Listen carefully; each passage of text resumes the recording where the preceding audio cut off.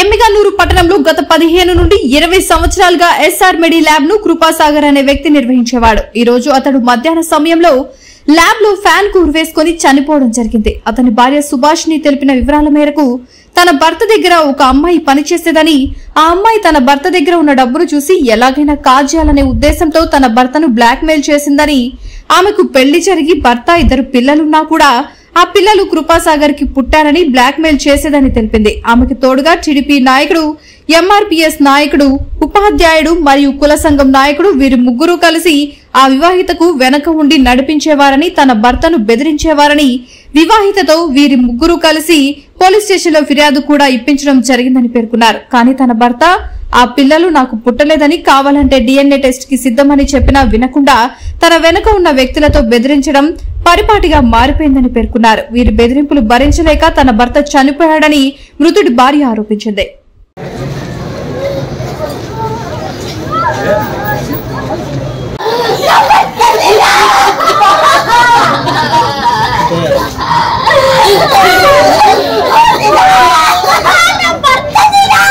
ఇది షట్టర్ ఒకటి వేసుకున్నాడు, ఇది బయట తాళం వేసుకుని ఇట్లా పోయి లోపల షట్టర్ వేసుకున్నాడు. నేను ఆటికైనా ఇక్కడ 12:30 వచ్చినాను. ఇక్కడికి నేను వచ్చి 1:30 ఉన్నాను. పైన అందరు చూసినారు, ఇక్కడ వాళ్ళందరూ చూసినారు నేను వచ్చింది. ఇక్కడ పోలీసులు కూడా వచ్చినారు. అతను ఫోన్ ఎత్తడం లేదని 12 గంటలప్పుడు నేను ఇక్కడ 1:30 కూర్చొని పోయినాను. ల్యాబ్ ఎన్ని సంవత్సరాలు అయిందమ్మా పెట్టి? అది తెలియదన్నా. నేను పెళ్లి చేసుకొని 3 నెలలు అవుతుందన్నా, అంతే. ఏమవుతాడమ్మా పిల్లడు? ఏమవుతాడు నీకు? నా భర్త.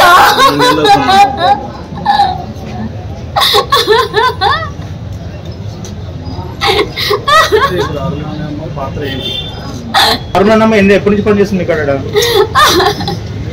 అది కూడా తెలియదు, కానీ ఇక్కడ 10 ఏళ్ళు పని చేసింది. అంటే అరుణ అనే అమ్మాయి పాత్ర ఏంటమ్మా ఇందులో? పని మనిషి మాత్రమే. డబ్బు కోసం అంత ఇచ్చేసింది ఆ పిల్ల. వాళ్ళ అన్నని బెదిరించింది, వాళ్ళ అమ్మని బెదిరించింది, మొత్తం ఫ్యామిలీ అందరూ బెదిరించింది. ఆ టార్చర్ తట్టుకోలేక అప్పుడే చెప్పినా నేను చచ్చిపోతానని. కానీ నేను కాపాడుకున్నాను, పక్క నుండి నేను కాపాడుకున్నాను. ఈ రోజు నన్ను బయట పంపించి చేసుకున్నాడు. డబ్బులు డిమాండ్ చేసిందా? ఎంతమ్మా? 2 సెంట్ల స్థలము, పిల్లల పేరు మీద 10 లక్షలు, ఒక షెడ్ వేసి అందులో పైన ఇల్లేసి నేను వదిలిపెడతాననింది. ఇప్పుడు 2 పిల్లలు పుట్టిందైతే ఏమనాలా? నాకేమొద్దు, నువ్వు కావాలనాలి కదా. డబ్బు ఎట్లా అడుగుతుంది?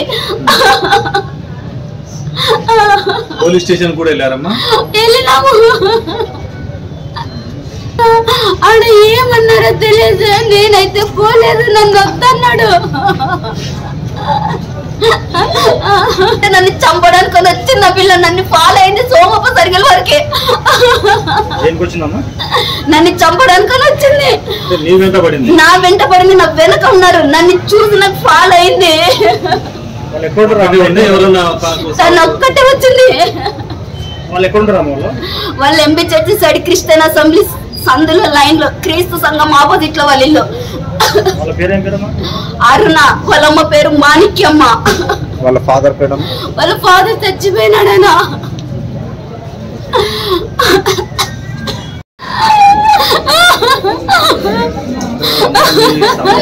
ఏం జరిగిందని తెలిస్తే కనీసం అమ్మాయి ఫోన్ చేసి బెదిరించింది. నిన్ను నడి రోడ్డు నిలబెట్టి నిన్ను, మీ అమ్మని, మీ అన్నని, ఆ పిల్లని నలుగురు బయట చంపేస్తానని బెదిరించింది. ఆ రికార్డు కూడా ఉంది, తన ఫోన్ లో రికార్డు ఉంది. బెదిరించారమ్మా? అరుణ అనే అమ్మాయి. అరుణ బెదిరించిందమ్మా? ఆ పిల్ల 30 లక్షలు ఎత్తుకుపోయింది ల్యాబ్ లోన.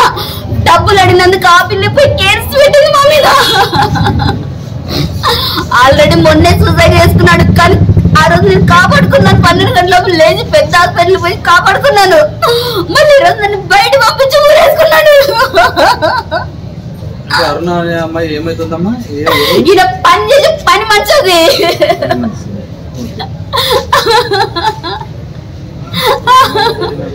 ఏం చేస్తుందమ్మా ఆ అమ్మాయి? ఏం చేసింది? ఎందుకు డబ్బులు ఎత్తుకుపోయిందా? డబ్బులు ఎత్తుకపోయింది. డబ్బులు అడిగినందుకు మా అందరి మీద కేసు పెట్టింది. ఏమని కేసు పెట్టింది? వీడు నా ఇద్దరు పిల్లలు తండ్రి అని. సరే DNA పొలం రంటే రాదనింది.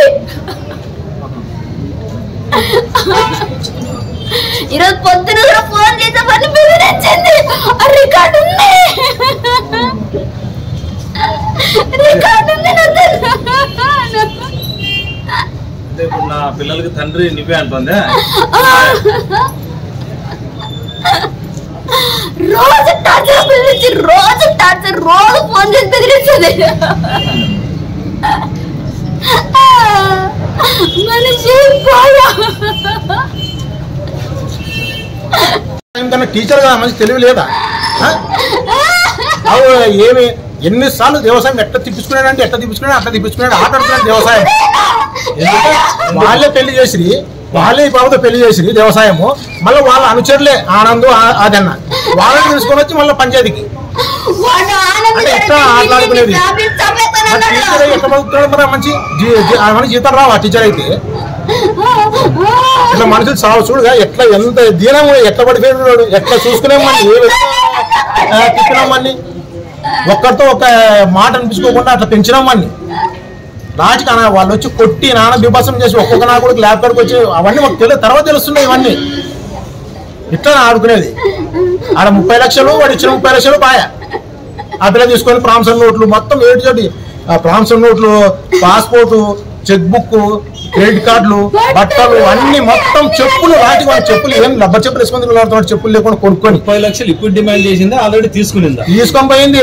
ఆ రోజు 29వ తేదీ వినాయక నిమజ్జనం వచ్చి వీళ్ళిద్దరిని కొట్టి వీళ్ళు పారిపోయారు. కొడితే పారిపోతే మొత్తం అన్ని ఎత్తుకోమైంది. నేను చెప్పినట్టుగా ఎత్తుకోమైంది.